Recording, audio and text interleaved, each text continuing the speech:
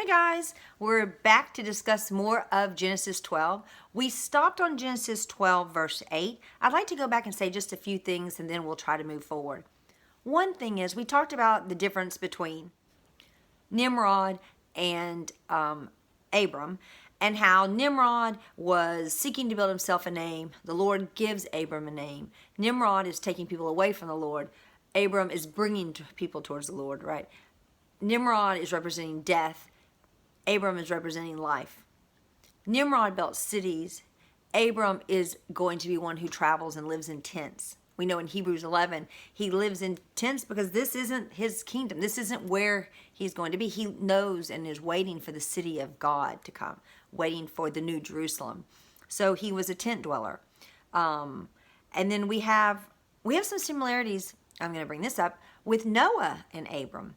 Abram was showing about the living God, right? He is sharing the word. He's sharing what the Lord is doing for him. He's showing that there's one God.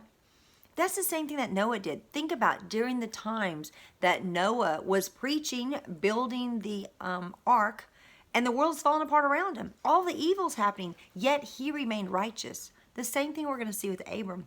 He goes into Canaan where there's all kinds of evil happening, right? There are all kinds of false gods that don't belong there. Yet he's going to remain pure. He's going to remain righteous in the sight of the Lord because he remains faithful to a faithful God. All right. I also wanted to go to verse 7 and look at that real quick. Verse 7 said, "And Yahweh appeared to Abram and said." Now you realize that we have in verse 12:1, "And the Yahweh said to Abram." So that is an audible voice, let's say. That is the speaking to his spirit to spirit. However it happens, he speaks to him. Yet in verse 7, he appears. He appears to him. Jacob has an incident like that, right? Jacob, when he goes up on the mount and sees the ladder with angels coming up and down, he has a moment of seeing him. He's going to have that again when Jacob wrestles with the Lord. But here we have Abram, who the Lord appeared to Abram. I want to bring this up because in chapter 18, we're going to see where Abram sees the Lord again and recognizes and knows who he is. And I would suggest, because right here, he's seen him. He knows his voice first. So then when he appears, it validates who he is. I say that for us.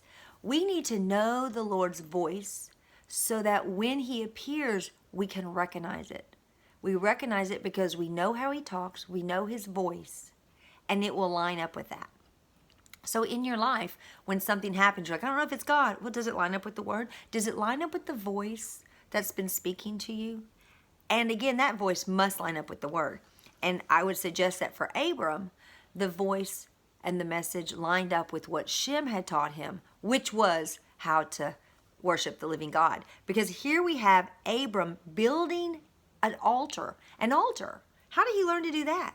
Because remember, the Lord does not accept the things that are of the world. So you can't take the things that they build to idols. So he couldn't copy what they were doing in Ur, building a ziggurat. He couldn't copy those things. And I say that because ziggurats tend to have stairs. Now, the idea of a ziggurat, meaning it goes around and around, if they do it in earthen and it's a ramp, that actually does line up with what the Lord shows. Not a ziggurat, but an altar area. And we're going to see that later. But my point is, Abram's building an altar just like Cain and Abel built. It's the same. They knew how to do it. Abram knew how to do it, and the Lord appeared because everything was righteous before the Lord. Again, how do we do things? Do we do things according to the Bible, or do we do things according to man? It's a good thing to kind of ponder and really think about, because if we not only want to hear his voice but see him, we also need to be able to mirror him so that reflection, when he comes down, we recognize it. Okay. Then in verse 8 it says, "And from there he moved to the mountain east of Bethel, and he pitched his tent." So he set up shop. He's going to live there for a while. Now remember, this isn't just Abram. He's got a whole caravan. In Genesis 14, we see that he has 318 men just men born in his house. All right, so that requires a mom and a dad, okay, for those men. That requires those men growing up old enough to fight. I mean, he's got quite, he's already becoming a nation, right? Abram was considered to be one of the wealthiest men. And that's because he has all these people he needs to help tend to and take care of, as they also help. They work together as a team. You've got to have a lot of income, a lot of resources. That's probably a better way to put it. You have to have a lot of resources to properly care for those who are coming under your wing. And one of the sages say about Abram and Sarah, and later Abraham and Sarah, is that Sarah's tent was so big that she would always invite people in. They were great hosts and hostesses. And in Isaiah, I think it's 54, it talks about the pegs of Sarah's tent being extended to bring in the nations. That goes back to Genesis 9, where we have the blessing on Shem, Sarah, and that Japheth, the nations are going to come in and they're going to be mighty. There's going to be so many of them that come into that tent. Well, we see that Sarah's stakes are opened. That tent is made bigger so the nations, those of Japheth, can come in. And then those of Canaan, well, from Ham, but those of Canaan will be the ones that serve in that tent. So there's a lot of people coming under Sarah. And when you read in, I think it's Galatians, when you read in Galatians, it talks about Sarah and Hagar. It talks about how Sarah represents the New Jerusalem. Well, New Jerusalem's going to be huge. New Jerusalem is said in our terms for measurements is 15, I think it's 100 or 15,000. I don't remember off the top of my head. It's either 1,500 or 15,000 cubed. So in every direction, cubed, that comes down.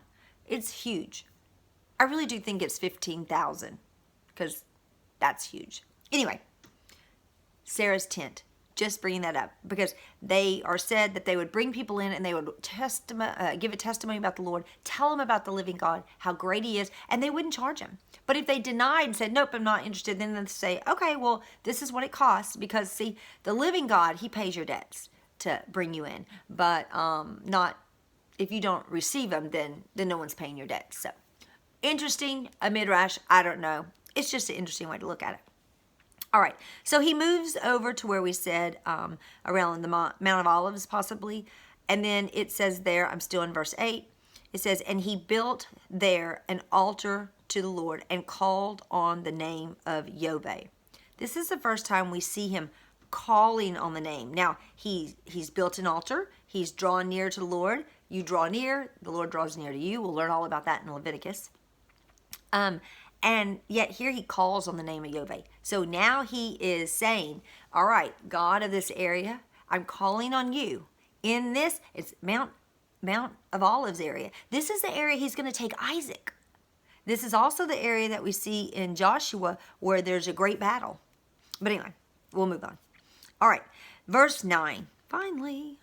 And Abram set out, continuing toward the south. So now he's moving through Israel, going south. And a scarcity of food came to be in the land, and Abram went down to Egypt to dwell there. For the scarcity of food was severe in the land. Well, this happens to Jacob, doesn't it? And Jacob's going to follow where Abram goes. It's said that there's a lot of patterns. Well, there are a lot of patterns. But Abram, his actions will go over to Isaac and to Jacob and then to Israel as a whole. Same with Moses. Things that Moses does. When Messiah comes as a child of Abraham, as a child of Abraham, he will do things that Abraham does. As a child of Jacob, he will do things for Israel. He will be as the head of Israel and do things that Israel went through. Example, we'll see that Israel goes into the desert. Jesus goes into the desert. You'll see where they cross over. You'll see that Jesus crosses over. So there's a lot of things that we'll watch with Abraham that we'll see that happen with Israel, and we'll see that happens with Messiah when Jesus comes also. So, all right, going south. All right, so there's a scarcity of food, and what happens? They go to Egypt. It says, and it came to be when he was close to entering Egypt that he said to Sarai, his wife, "See, I know that you are a beautiful woman to look at. And it shall be that when the Egyptians see you, that they shall say, 'Ah, this is his wife,' and they shall kill me. Kill me, but let you live. Please say that you're my sister, so that it shall be well with me for your sake, and my life be spared because of you." And it came to be that when Abram came into Egypt, that the Egyptians saw the woman, and she was very beautiful. He already knows this, right? There seems to be a thing that he's very concerned about. So I wonder, did that also happen in these areas, or was that just something that happened in when he was in Babel? Is that what happened in Babylon? Is that what happened with those gods? Had he seen that happen in Canaan? Had he seen this happen in in Egypt? I don't know. But he's definitely concerned about it. And in each case here, and then we'll see again while in Canaan, they do take his wife, both of them. But again, let's think of this. It's not just Abram and his wife Sarai with Lot walking in. It's a whole big nation coming in. Now let's think of this. This is the way things would work. You would see a nation, you would see another nation. At that time, they're smaller. And they would meet. And if they wanted to go into some sort of covenant, they wanted to hook up, per se, bring their strength together, they would marry. They would take wives of each one, and they would marry so that they would go into a covenant, one that they would have a vested interest in both countries to help support and stand with each other. So Abram's coming in with a big old group of people, and they see this beautiful woman. It is said that Sarah she actually almost got younger looking as she got older. They say that her beauty was magnificent, and hard to believe that it was, what her age was. So when they see her, now remember, Abram's 10 years older, maybe a little more rugged. No one really thought necessarily that was his wife, and he's like, "It's my sister." And it's very common for the sister to be with the head. Think of later on, we're going to see Miriam is with Moses, not his wife, but she's hanging out with him in the front. Sister. So that family unit of the leader, it's common to be together. So here you have Lot, Abram, and Sarai in the front, right? In headship roles. So it's not unusual. We know that Lot, the whole group's going because there's a famine. All right. So now we have in verse 15, and Pharaoh's officials saw her and praised her before Pharaoh, and the woman was taken to Pharaoh's house. And he treated Abram well for her sake. And he had sheep and cattle and male donkeys and male and female servants and female donkeys and camels. Now, I find this interesting because it says, and he treated Abram well for her sake. And he had. A lot of people say Pharaoh gave him all this. It's possible, but remember, Abram's already supporting all of these people. So when he's going there, he's not going there with no livestock. He already has livestock. He already has blessings. So is Pharaoh adding? I'm not sure, because the wording is, and he treated Abram well for her sake, and he had sheep. I would assume this is Abram. These are all the things that Abram has. Abram goes in blessed, and one that Pharaoh's like, well, I'm going to stay nice to him because looks like he's a growing nation. Verse 17. But Yahweh plagued Pharaoh and his house with great plagues because of Sarai, Abram's wife. And Pharaoh called to Abram, and he said, now,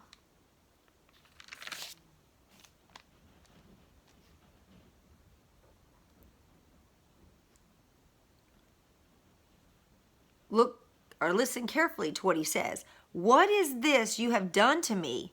Why did you not inform me that she was your wife? Why did you not say she is my sister? Why did you say she is my sister? And so I was going to take her for my wife. Look, here is your wife. Take her and go. And Pharaoh commanded his men concerning him, and they sent him away with his wife and all that he had. All right. We see some examples here. There's one thought that, again, Pharaoh gave all these things as if to purchase his wife. It doesn't say that. It says he, Abram, and then he, so I assume it means that Abram already had it. If Pharaoh had given him things to purchase his wife, then he gives the wife back, that's stealing. So I'm not really sure how that works. Again, another reason why I don't think that Pharaoh gave Abram a very large dowry. Because I just don't really see that. Could be. So I wouldn't die on that hill. Just something else to think of that maybe goes a little off the most common teaching. So it's just good to think outside the box. So again, notice Pharaoh's concern. Wait, well, I don't want to do this. I mean, it says he was concerned. Why would you not inform me that she was your wife? Now remember, we're not that many years after the Tower of Babel.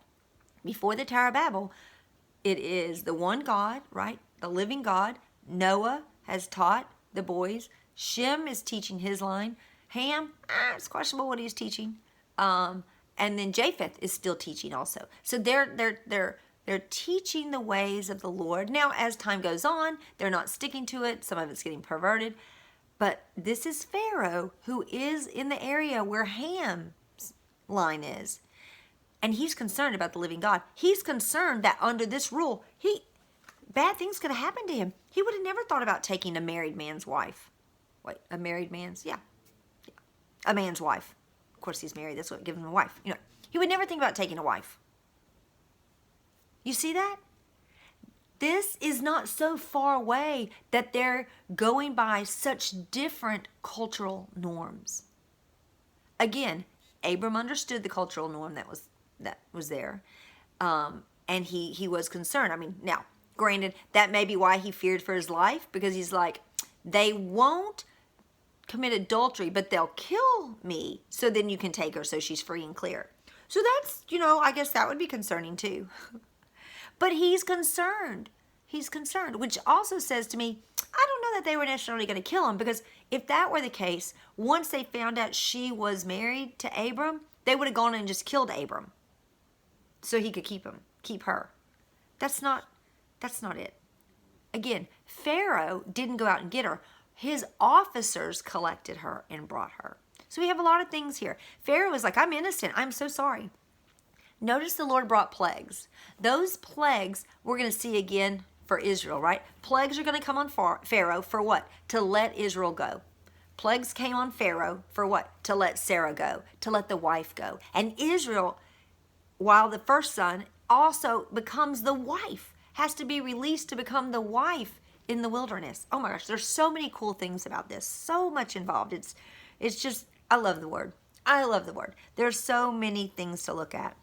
So on the sister part, he will do this again, and we'll find out later, is when he says, well, we have the same dad, but different mom. And that's why I think possibly Terah adopted Sarai, and then, adopted her, and yet she still becomes a wife, and that's why he can say that. Because I don't think he's just straight out lying, though it does seem he is, But I also want to bring this up about lying. I'm not saying lying's good. Lying is not good. But when it's a matter of saving your life, sometimes it is. It's okay. Because what actually says in the 10 words or 10 commandments is do not bear false witness about your neighbor. That is smearing, slandering, and speaking lies about someone else. That isn't necessarily about, do you have people hidden in your house saving their lives, and you should tell the truth. No. And I also want to say this before we get off. I do not condone. I'm not like, oh, yeah. Look at how strong Abram was. He just thought he would lie and the Lord would take care of it. You have a lot of commentaries who will say, Abram didn't even trust God. Oh my gosh, look at that. He should have just trusted God and went in. Let's apply that to our lives. How many times have we in the moment said, oh, well, this will maybe help. Oh, this will maybe help. And maybe it does, maybe it doesn't. But the Lord uses this to set up a pattern so that when Israel's going through it, they can look back and go, oh, wait, that's okay. All right. Okay. We're going to be set free. They can use this. And they know these stories because they get told through all the generations. So anyway, we will end on that. We will end with the fact that right here, Pharaoh is actually concerned, and he reunites the wife with the husband and sends them away. Oh, we're going to see that again in Exodus, right? Pharaoh's going to let Israel go, reunite with Moses, and send them out. All right, that's it. Thank you so much for spending some time with me, and I hope you have a great day. See you soon. Bye.